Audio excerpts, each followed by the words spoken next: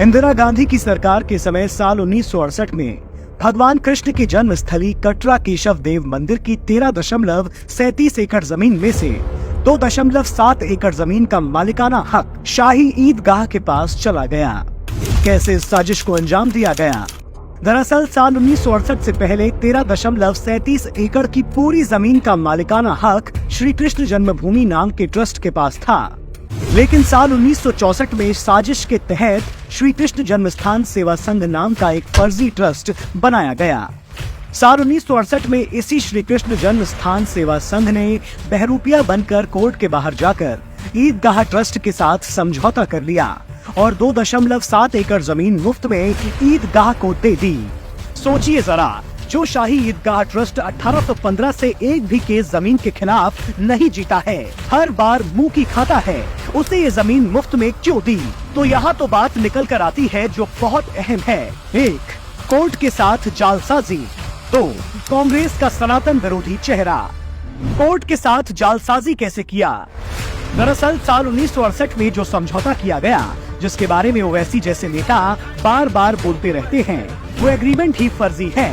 उसका केस चल रहा है अभी कोर्ट में। दरअसल हुआ ये कि समझौते में ये लिखा गया कि Shri Krishna Janmasthan Seva Sangh, also known as Shri Krishna Janmabhoomi trust, जबकि ये दोनों संस्थाएं अलग अलग हैं। जब ये संस्था ही अलग है, उसके पास जमीन का मालिकाना हक ही नहीं है। ये जमीन तो श्री कृष्ण जन्मभूमि ट्रस्ट की है, तो सेवा संघ ने कैसे समझौता कर लिया? इस पूरे फर्जी समझौते को लेकर भी कोर्ट में केस चल रहा है कि ये समझौता फर्जी है, इसे निरस्त किया जाना चाहिए। कांग्रेस का सनातन विरोधी चेहरा। जिस श्री कृष्ण जन्मस्थान सेवा संघ ने इस पूरे जालसाजी को अंजाम दिया, उसके पदाधिकारी थे कांग्रेस के नेता, एमपी के पूर्व सीएम डीपी मिश्रा और बिहार के पूर्व गवर्नर एमए अयंगर। क्योंकि जानकारों का कहना है कि ये लोग श्री कृष्ण जन्मस्थान सेवा संघ के पदाधिकारी थे। जैसा कि हमने नेहरू गांधी परिवार से जुड़ी पार्टी और उनके मुख्यमंत्रियों का हिंदू विरोधी चेहरा हमने हमेशा ही देखा है। इस पूरे फसाद की जड़ भी यही कांग्रेसी निकल रहे हैं, क्योंकि पद्मश्री से सम्मानित इतिहासकार मीनाक्षी जैन का भी यही कहना है कि 1968 में ये ईदगाह और श्री कृष्ण जन्मस्थान सेवा संघ के बीच जो एग्रीमेंट हुआ, उसका कारण कहीं न कहीं ये माना जा सकता है कि इंदिरा गांधी को अपनी सरकार बचानी थी, इसलिए उनको बाहर से मदद लेनी पड़ी, जो उन्होंने वामपंथी सीपीआई और कुछ अल्पसंख्यक नेताओं से ली। शायद उसी सहयोग के बदले इस पूरे षड्यंत्र को अंजाम दिया गया। पहले तो यूपी में चरण सिंह की सरकार को गिराकर राष्ट्रपति शासन लगाया गया, उसके बाद फिर इस नापाक समझौते को अंजाम दिया गया, जिसकी वजह से श्री कृष्ण जन्मभूमि की इस पावन जमीन का 2.37 एकड़ ईदगाह के हाथों में चला गया। सोचिए, ये वो जमीन है जिस पर हिंदुओं के आराध्य भगवान श्री कृष्ण का जन्म हुआ है।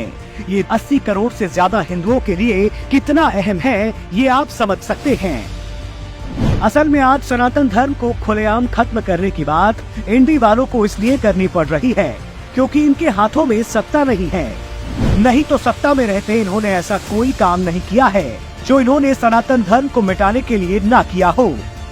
जन्मस्थान की जमीन दे देने से लेकर राम को काल्पनिक बताने तक, पूजा स्थल कानून बनाने से लेकर धर्म की पढ़ाई से वंचित रखने तक, हर उस काम को अंजाम दिया जिससे सनातन को मिटाया जा सकता था। लेकिन वो सनातन सत्य है जो ना मिट पाया था, ना मिट पाया है और ना मिट पाएगा।